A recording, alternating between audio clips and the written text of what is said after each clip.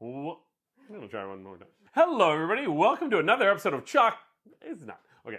Hello, everybody. Welcome to another episode of Craft Chocolate TV. I am Dylan. I'm not Dylan. I'm Greg. I'm the chocolate sorcerer at Dandelion Chocolate, and Dylan is not here with us right now, and so I am just sneaking in some info while he's doing a lot of work, and I guess I'm apparently not. But what I want to talk about today is, do you want investors? Yeah, it sounds like I'm going to pitch you on it, but I'm actually not. See, it turns out, people ask me this question all the time, should they take on investors? And the answer is, maybe. It depends on what you want to try to accomplish. So let me go through a little bit of an overview of what does it even mean to take on investors. So you start your own business. A lot of people have small chocolate businesses that you've started with money that you've had or money that you've borrowed from family members, sometimes money you've borrowed from a bank. So first and foremost, the question is, do you want to take external funding? Like, do you want to get a loan from a bank? Do you want to get do you want to get a small business loan? Do you want investors? That in and of itself is a big question, because if you take on external funding, then you owe somebody money. So one of the lovely things, if you can afford it, is not owing anybody any money. So you can run things how you want. There is no accountability to anybody else of like, I have to pay them money every month, or I have investors I have to institute, etc. But the main reason most people take on money is because while you can start something small, make some profit, reinvest that profit, grow, reinvest that profit, grow, sometimes you want to grow faster. Sometimes you basically have this notion, and I think this is true these days with craft chocolate, that now is a really good time to get into the market of something. And so the amount of time it would take you to grow by making profit and then reinvesting that profit will take a long time. And so you can kind of skip ahead by saying, well, why don't I get somebody who will give me a bunch of money, and then I don't have to wait to make all that profit. I'll get the money. Sounds great. There's a downside to it. The downside to it is you got to give something away for that money in general. I mean, I guess somewhere there's investors who don't want anything in return, but those are pretty rare, and I wouldn't count on them. So when you take on an investor, basically what you're saying is, and I'm talking strictly about equity investments rather than debt investments. There are people who will give you debt. They basically will say, I will loan you X amount of money, you have to pay it back to me. Could be an individual, could be a bank, could be family. And that's debt. I'm really talking about equity, where you're taking on an investor who's going to take a piece of your company. So the tricky part about this is giving away a piece of your company could be a great thing, or could be a bad thing. Depends on a lot of factors. The first factor is, how much of the company do you want to own? There's a very common saying of like, it's better to own a little bit of a bowling ball than all of a grape. So like when you take on investors, what you're basically saying is, I think the investor is going to help me grow a lot. So even though I own, let's say now you own 75% of the company instead of 100% of the company, it's better to own 75% of a company worth $5 million than own 100% of a company worth $500,000. So this is the sort of equation people put in, where they're like, well, if I take on an equity investor, that will help me grow to a larger size. So I don't own as much of the company, but the overall value of what I own is still higher. It's a very reasonable position. The couple things to think about when you're doing this. So first, do you still have control? So a lot of times when you're taking on an equity investor, one of the things you have to figure out is how much of the company that they get. So what you end up having to do is you have to value your company. This is super hard. There is literally no easy way to do this. I've worked at a lot of tech companies. We've gone through this valuation process. You can have external people, and in fact, sometimes you legally need to have third parties come in and give you a valuation. But like, it's all a little bit of guesswork as to how you should value things, because there's a question of like, what is your revenue? But then there's also the question of like, what's your brand worth? That value can vary wildly. What are your assets worth? If you own a lot of equipment, your website, all these things are considered assets, and they have some amount of value. So determining what the value of your company is very challenging. But it's also very important, because let's say you want someone to invest $1 million. And I'm saying $1 million because it makes the numbers rounder and this is going to be easier to talk about. Let's say somebody wants to invest $1 million in you and you think your company is worth $2 million. Basically what you're saying is, I'm going to give you half of my company for $1 million. But let's say you think the company is worth $10 million and they want to invest $1 million, then you're only giving them 10% of the company. So normally what happens is you will probably think your company is worth more than the investor thinks it's worth, because we always think that our baby is more valuable. I'm not putting values on babies. I did not say that, but you know what I'm saying is that, like, you always think your thing is more valuable than other people think your thing is. And so that's the first point of contention, is what's the valuation? And you'll hear this all the time. What's your valuation? What's your valuation? And that's the question of, like, what do you think your company is worth? So that's the first question. The second question is, who else owns a portion of your company? A lot of people own 100% of their company, but sometimes you have partners, and so each partner owns a portion of the company. Sometimes you have given away a portion of the company to for outside funding, outside debt funding, such as banks or something like that. So the question is, how much of the company do you have to sell? And then the other part of it, the other thing I should say, and like this is definitely from me back in tech world, but like, your employees can own a portion of your company as well. This is very common in the tech industry, where, if a company has 10 million shares, they have a pool of shares that they grant options to their employees. And so if the company is ever goes public or is ever acquired, it means that all of your employees will share in the wealth that would be generated by this exit event. I'll talk about exit events in a second. So there's this question of how many shares are available. And so, like, this is the way that I think is easiest to think about this, is think about number of shares and how many shares each person has. And so somebody wants to invest $1 million. You think your company is worth $5 million. That means they get 20% of the company.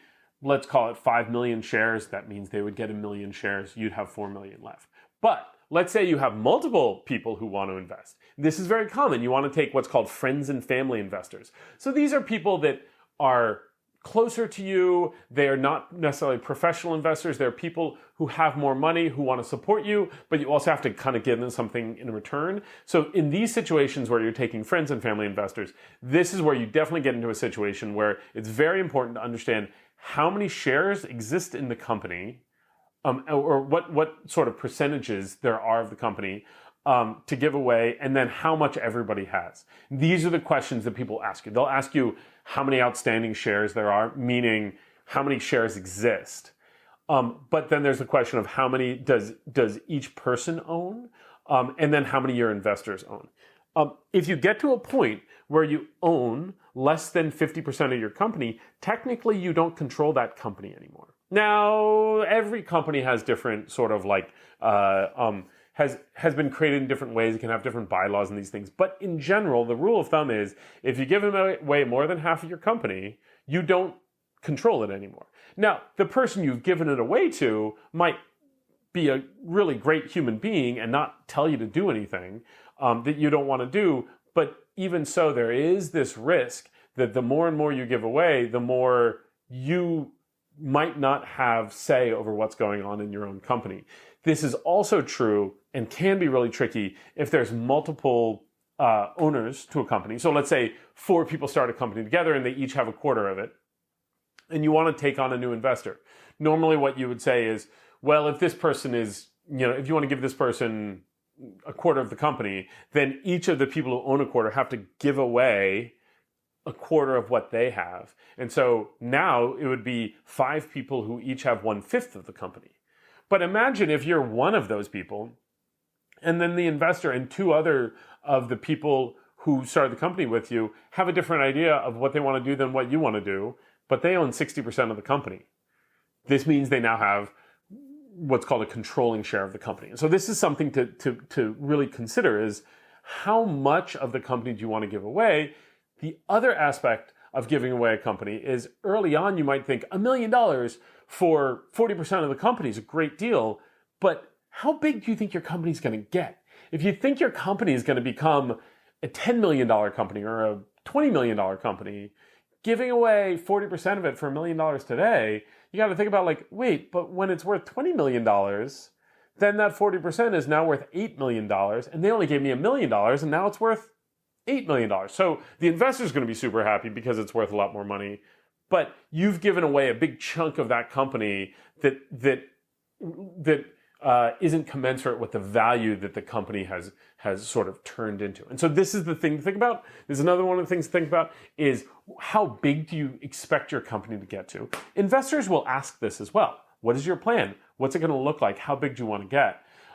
And based on how big you want to get, one of the things that usually happens or often happens is you can have multiple rounds of investment.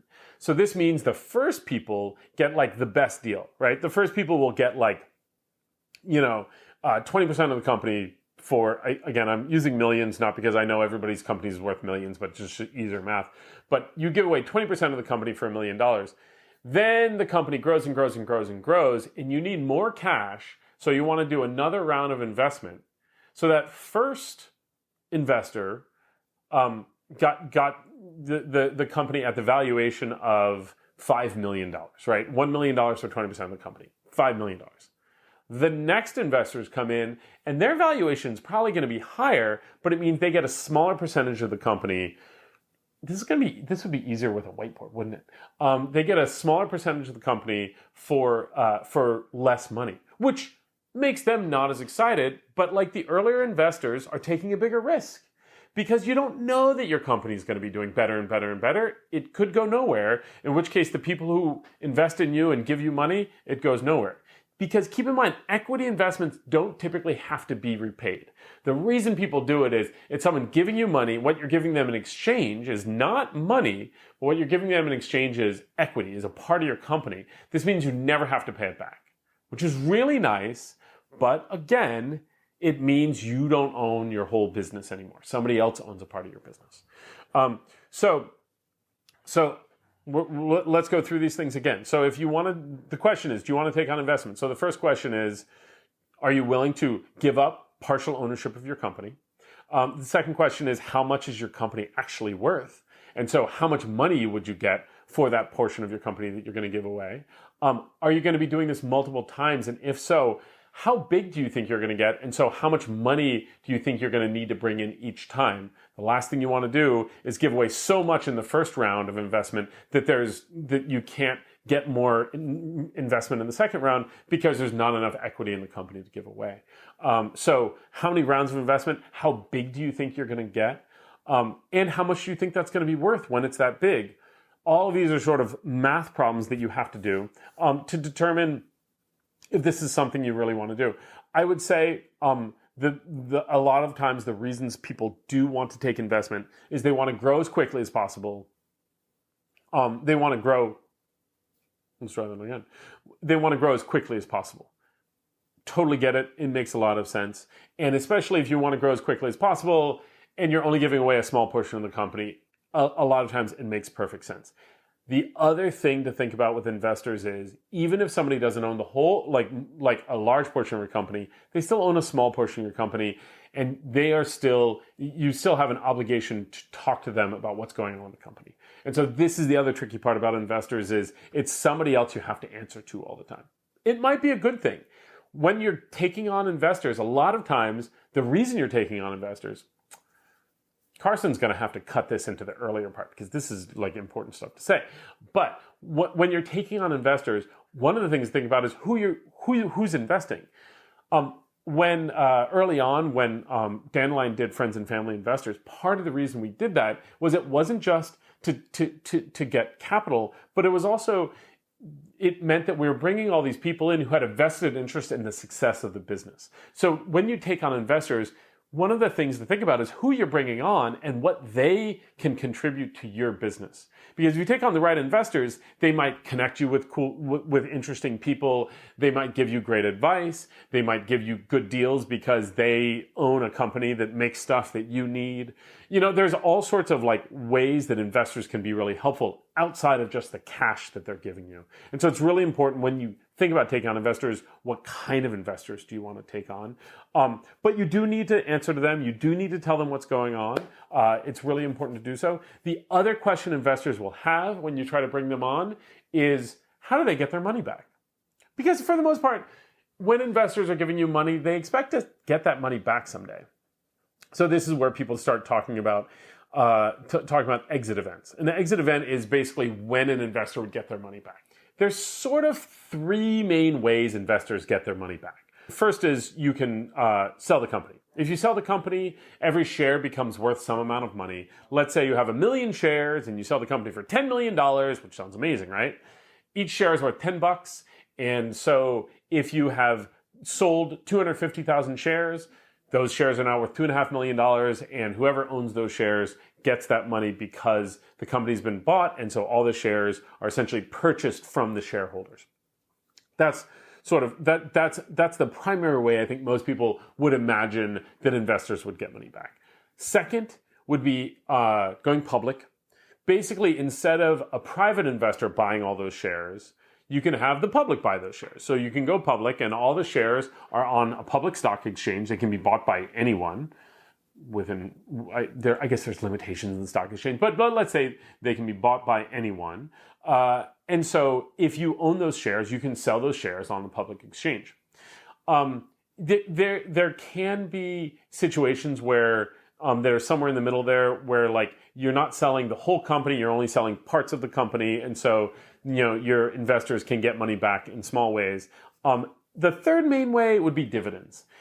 This kind of takes a number of different forms. Basically what dividends are is you have profit and you are redistributing that profit to the people who own parts of the company. And so this is a very common way where you say, we're not ever planning on selling the company. We're not ever planning on going public, but whenever we have profit past a certain amount, every shareholder will get X dollars or usually X cents per share. And this is a way that you can essentially recoup your money over time. Those are the three main ways that investors get their money back. But it's really important to think through this because if you take on an investor, they're definitely going to want to understand how could they get their money back at some point, and they're going to ask you this.